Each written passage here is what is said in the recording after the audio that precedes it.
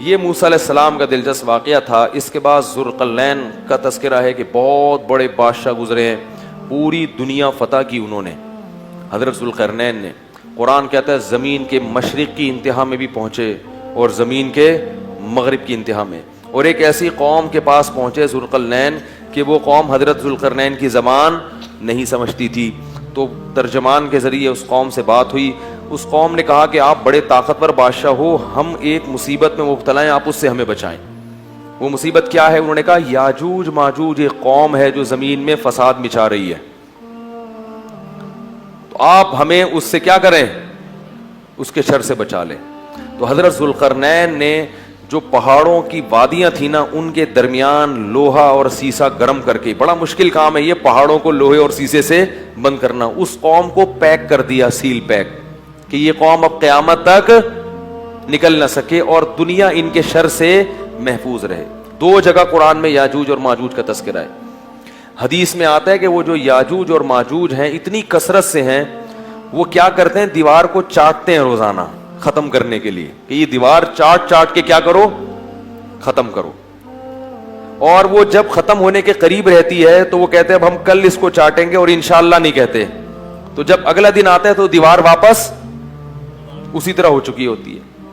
تو آپ صلی اللہ علیہ وسلم نے فرمایا قرب قیامت میں وہ یہ کہیں گے کہ انشاءاللہ اس دیوار کو ہم کل ختم کر دیں گے. تو جب انشاءاللہ کہیں گے کہ اللہ نے چاہا, کیونکہ وہ مسلمان نہیں ہے وہ قوم, جب اللہ نے چاہا کہیں گے تو وہ دیوار اگلے دن کیا ہو جائے گی, ختم. اور قرآن میں آتا ہے کہ پھر وہ زمین میں پھیل جائیں گے. وَتَرَكْنَا بَعْضَهُمْ يَوْمَئِذٍ يَمُوجُ فِي بَعْضٍ, اتنی کثرت سے زمین میں وہ بہت بڑی تعداد ہوگی ان کی, بہت بڑی تعداد. زمین میں ایسا فساد مچائیں گے کہ لوگوں کا جینا حرام کر دیں گے, گھس رہے ہوں گے ایک دوسرے کے اندر, اتنی کثرت سے ہوں گے. فرمایا, اور پھر حدیث میں آتا ہے, یہ تو قرآن میں ہے نا کہ اتنی کثرت سے ان کو چھوڑ دیا جائے گا. حدیث میں آتا ہے کہ حضرت عیسیٰ علیہ الصلوۃ والسلام جب نازل ہوں گے تو پھر یاجوج ماجوج کو ختم کریں گے, ان کی لڑائی ہوگی, وہ اللہ سے بد دعا کریں گے. پھر حدیث میں آتا ہے کہ اتنی لاشیں جب وہ مریں گے نا, اتنی لاشیں ہوں گی کہ ان کی لاشوں کی کثرت سے زمین میں بدبو اور تعفن پھیل جائے گا, اور اتنی لاشوں کو ٹھکانے لگانا مسلمانوں کے بس میں نہیں ہوگا. پھر حضرت عیسیٰ علیہ السلام اللہ سے دعا کریں گے, بارشیں برسیں گی, سیلاب آئیں گے جن میں ان کی لاشیں بہہ بہہ کے ٹھکانے لگیں گی. تو پھر اس کے بعد دنیا سے کفر کا خاتمہ ہو جائے گا. پھر آپ صلی اللہ علیہ وسلم نے بتایا کہ حضرت عیسیٰ علیہ الصلوۃ والسلام کی معیت میں ایسا زمین میں پھر انصاف پھیلے گا, ایسا انصاف پھیلے گا, ایسی اللہ کی عبادت ہوگی کہ برکتیں نازل ہوں گی. ایک انگور کا دانہ اتنا بڑا پیدا ہوگا کہ لوگ اس کو سیراب کر کے, ایک انگور کے دانے سے کئی کئی آدمی سیراب ہوں گے, اتنے بڑے بڑے انگور پیدا ہوں گے. کیونکہ جب تقویٰ ہوگا نا زمین میں تو برکتیں آسمان سے نازل ہوں گی, پھلوں کے سائز بڑھ جائیں گے, ان کے ذائقے بڑھ جائیں گے. ابھی تو دیکھو چھوٹے ہوتے جا رہے ہیں, پبلک بھی چھوٹی ہوتی جا رہی ہے, قد چھوٹے ہوتے جا رہے ہیں. وہ ٹھگنی سے ایک آدمی کی شادی ہوئی کسی چھوٹے قد کی عورت سے, بچے اتنے اتنے سے. اب وہ ماں بچوں کو کھلا رہی ہے, بڑے ہی نہیں ہو رہے, وہ ماں پہ گئے قد میں. تو وہ شوہر جل کے اپنی بیوی سے کہتا ہے یہ بڑے نہیں ہوں گے, ان کو جتنا کھلائے گی یہ اور چھوٹے ہو جائیں.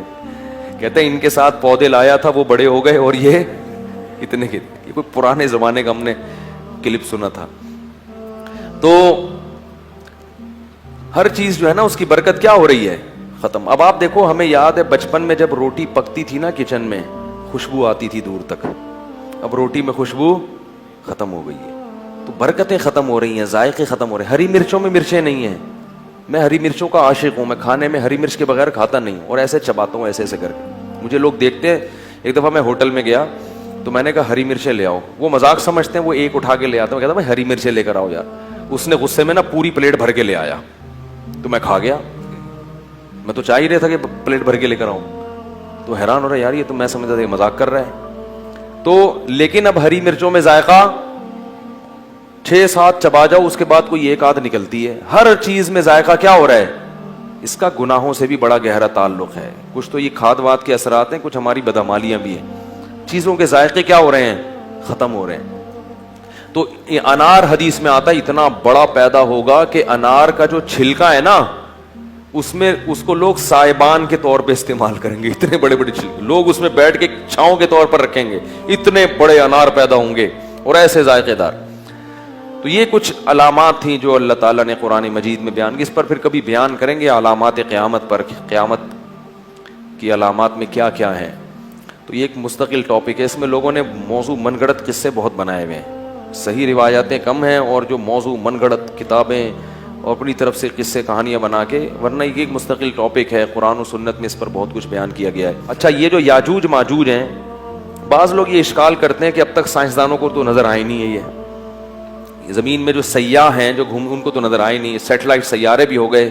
تو یاد رکھو انسان نے یہ دعویٰ کرنا غلط ہے کہ زمین کا ایک ایک چپا دیکھ لیا. ایسا نہیں ہے, یہ دعویٰ ہی غلط ہے. گوگل میپ سے جب تک دیکھیں گے نہیں نہ جا کے, اور دیکھنے میں آسان نہیں ہے, اور یہ بھی ممکن ہے کہ اللہ نے اس کو گوگل میپ سے چھپا دیا ہو, پردے میں رکھا ہو. وہ پیک بھی ہو گئے ہوں گے کہ وہ اوپر سے نظر نہیں آ رہے ہوں گے.